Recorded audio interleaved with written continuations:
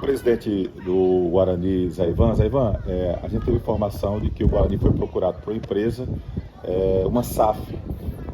Se confirma, existe essa possibilidade do Guarani no setor de futebol também se transformar numa SAF? Desde que a gente assumiu, a gente busca oportunidade para o clube. Por quê? Porque a gente que está aqui à frente sabe do tamanho da dificuldade para você gerir um clube desse. Então, se aparecer um projeto que a gente veja que seja sério, que queira resgatar o futebol de Juazeiro, lógico que a gente está disposto à conversa. Houve algumas conversas iniciantes, não só uma, teve duas, mas estamos aguardando, né? Pediram para a gente mandar documentação, mandar foto de CT, de algumas situações que tem que ter, a gente mandou, mas a gente continua aguardando.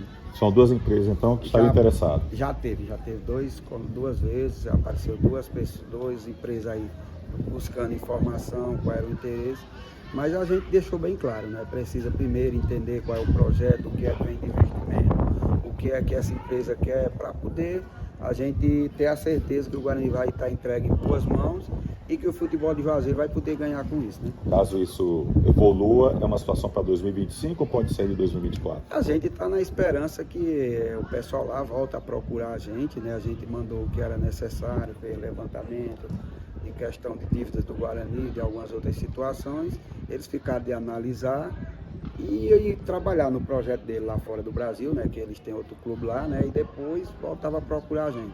Estamos aguardando, né? Mas a gente não para de trabalhar, continua batendo uma porta aqui, outra ali.